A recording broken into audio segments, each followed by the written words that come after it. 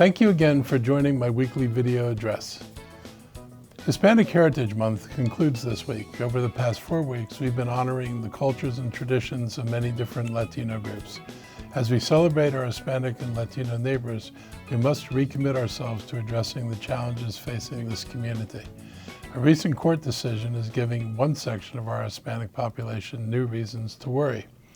DACA recipients, or the Dreamers, people who came to the United States as children without the proper documents, are facing an uncertain future now.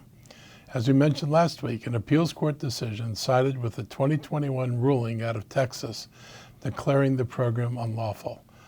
That decision by a 3-judge panel stands in direct contrast to a Biden administration directive put into place almost a year earlier by the Department of Homeland Security, giving DACA arrivals federal protection from deportation. We need to remember many of those impacted by this decision are not young people anymore. Many Dreamers are now in their 30s and 40s and arrived here in the 1980s following the incredibly stupid Reagan-era foreign policy decisions that created this problem decades ago. I was in El Salvador 34 years ago when war tore through Central America. The United States played a key role in facilitating that war. The population suffered atrocities. There was a major breakdown in civil society as the corrupt leaders sought to perpetuate a system run by a few families who controlled the wealth and land in these countries. At some point, our political leaders allowed asylum seekers to find refuge in the United States, and that is protection we still owe to every one of those families. In Montgomery County, around 1 out of 3 county residents were born outside of the U.S. While there have been many steps forward for Dreamers, like the 2012 state law in Maryland allowing Dreamers to qualify for in-state college tuition at public schools, this decision feels like a step back and has the potential to tear families apart. We hope that soon there will be a final chapter written about the Dreamers that ends with them being able to enjoy peace and freedom and allow them to gain citizenship in the country they've lived in for most of their lives.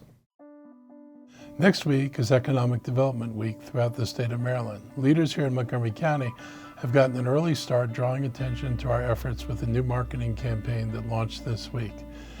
The year-long Be Next promotion will focus on strategic placement in local, regional, and national media with the goal to attract businesses to Montgomery County. It will help businesses everywhere see Montgomery County as the place where they can grow and their businesses can thrive. I'm proud of the work we've done to make the county more business-friendly. We've cut regulations, sped up process, and improved our customer service. But Montgomery County isn't simply playing defense.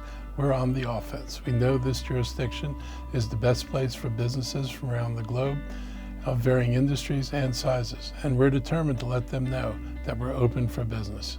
Be on the lookout for this new marketing campaign, and to learn more about MCEDC and Economic Development Week, please visit thinkmoco.com. Business opportunities seem to be everywhere across Montgomery County right now. This week, I was on hand for an enthusiastic procurement fair aimed at business owners interested in applying for contracts with the county. This fair, which drew about 150 people, was held in East County. It provided an opportunity for minority-owned businesses to learn more about county opportunities. Last year, $141 million was awarded to small businesses through the procurement process. I want to thank our procurement director, Ash Shetty, and his team for organizing this event.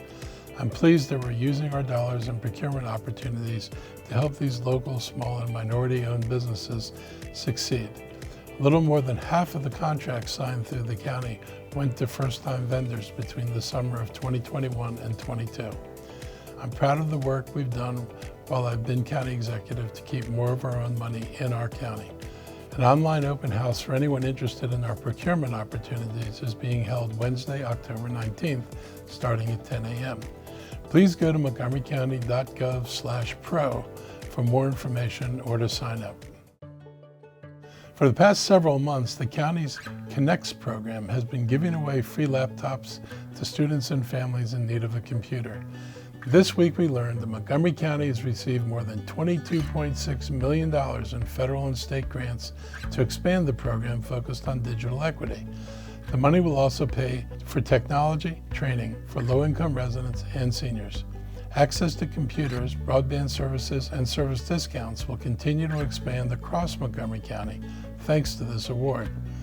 This money wouldn't be available without the work of our Department of Technology and Enterprise Business Solutions, which secured the grant money. It's been a mission to deliver over 50,000 loaner computers to low-income county residents. So far, about 25,000 have been given away to qualified families. More than 76% of Montgomery County Connect's computer recipients so far have been Black or Latino. Among the recipients, 84% live in households earning less than $50,000 a year. Computer distribution events also give families who qualify an opportunity to get set up with free home or mobile internet so they can better use the computers. Of the families receiving computers, 71% subscribe to broadband and are eligible now for broadband subsidies, but are not yet enrolled in the broadband subsidy program. That's one of the things we want to change. There are more distribution opportunities this month and into December.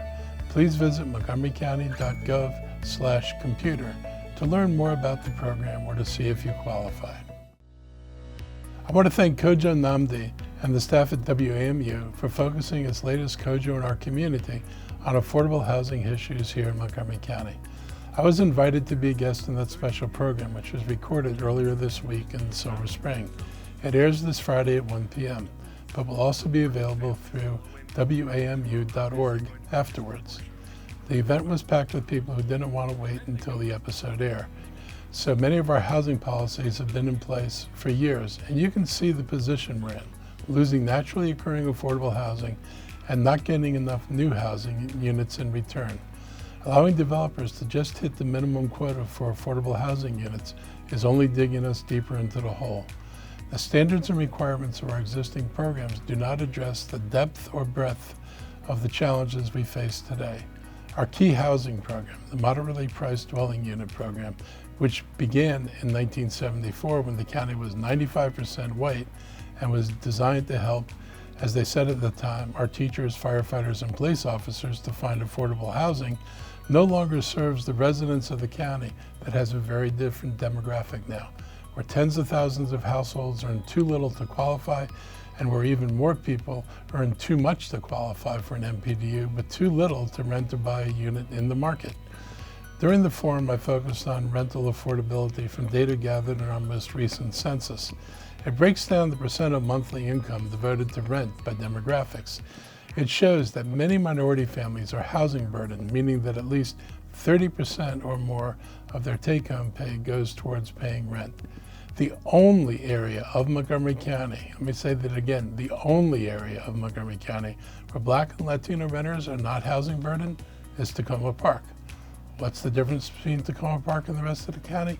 It is the only jurisdiction with a successful rent stabilization program. I will continue to advocate to the County Council to pass a rent stabilization bill, and on the issue of Park and Planning's Thrive 2050, I'm hoping they'll postpone final decisions about it. We need to address the affordable housing issues with strategies and policies that will actually provide affordable housing. Simply allowing developers to provide a fraction of the affordable housing units is only digging us deeper into that hole. My administration's been moving forward under a three-pronged approach on affordable housing: to preserve, to protect our diverse communities, and to produce more affordable housing. We're working proactively with developers, nonprofits, and communities to do just that. We need a no net loss policy to protect residents in naturally occurring affordable housing units against redevelopment, and to make sure that when those neighborhoods are redeveloped, that the residents are able to remain in the new housing. We've allocated record funding to create more affordable housing, and we identified 18 county-owned properties that are currently parking lots, and we are now evaluating proposals that would redevelop these spaces into affordable housing options. Creating opportunity and equity is a priority. I want to thank WAMU for organizing this event, and please tune in and listen to this conversation. In COVID-19 news, federal regulations have given COVID vaccine makers the authority to roll out boosters to more minors. The FDA this week approved the use of Pfizer shots for 5 to 11-year-olds and Moderna shots for 6 to 17-year-olds. These new permissions still await the CDC's sign-off, And they're also preparing recommendations for pharmacies to begin administering the boosters. As we've mentioned before, the bivalent boosters are specifically designed to attack the original virus strain as well as the Omicron variant. New variants are starting to appear in our community, but our case rates remain around 80 cases per 100,000 people. One thing that has not faded is the number of serious illnesses tied to COVID-19. When you combine deaths from flu, COVID, and pneumonia, we're still 30% higher than we would normally be.